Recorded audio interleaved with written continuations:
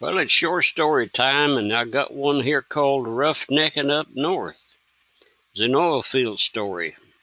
I was a painter by trade, and the painting business had shut down for the winter months. The area that I worked was in southern Illinois, where I'd grown up. My dad suggested that I sign up for unemployment, and I headed into town to do just that and try to find work while I signed up. A friend of mine told me that the oil field up north needed workers, and I had plenty of experience in that field. The boss of the painting crew assured me that my job would be waiting on me when spring came. I couldn't make myself wait in the waiting line, which was very long. With that in mind, I went to the local watering hole and rounded up a crew of men to take with me. It turned out that I was the only one that had a vehicle. My old Ford Falcon had taken some hard licks, helping me to work my way through a divorce and some steady drinking. Dad wondered why I didn't just wait for the unemployment, and a few months later I wondered about that myself. The driller for the crew had worked all over the United States and been injured when he fell out of the crow's nest. That's several feet up in the drilling rig's substructure. He had lost one eye and tore up his mouth, so when he spoke, it made him appear to have a terrible speech defect.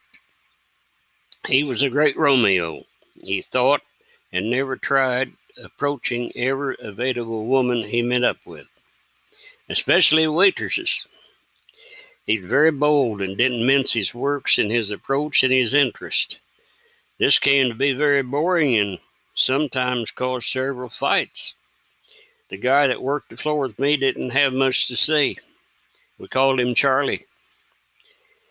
There wasn't his name, but it seemed to fit. He liked to drink and was content to do just that, staying sober just enough to get through an 8-hour shift.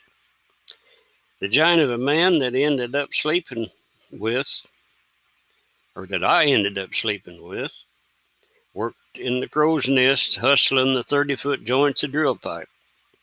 We all ended up staying in the basement of a home because during this oil boom in Ohio, rooms to rent were at a premium. I had taken an Indian-looking blanket with me and got very little use out of it. Biggin would roll over once and the blanket was gone. Ha. The basement had very poor lighting, like most basements at that time, cold and damp.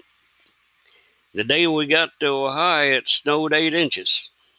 The roads were slick, and we had to work hard on the third shift, which is 11 to 7.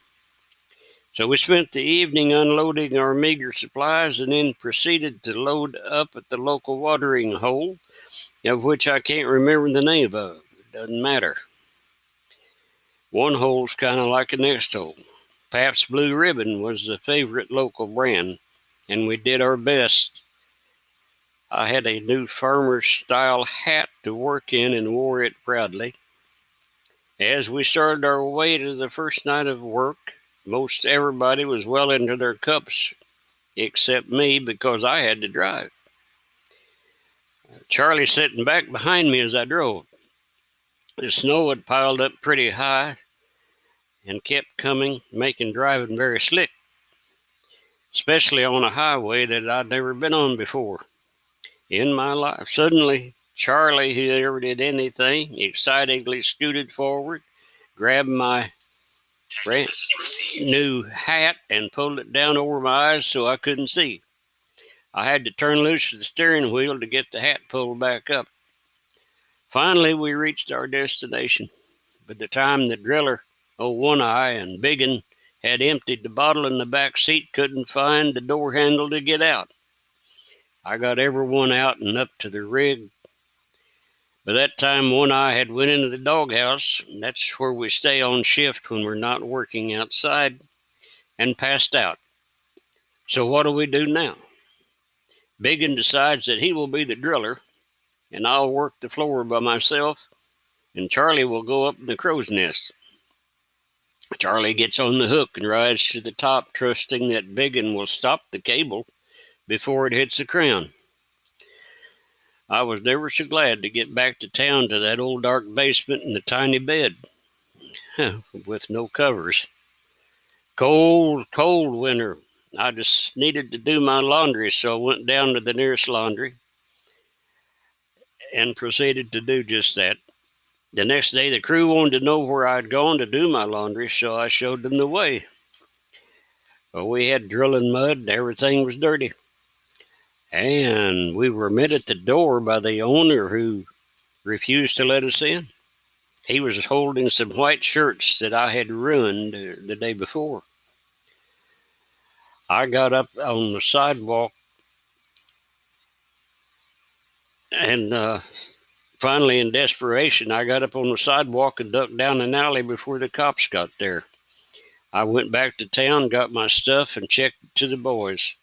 I'm heading south before anything else can go wrong. You can have the Pabst Blue rented, the Indian blanket, and the basement. That's all for me. Oh, you know what?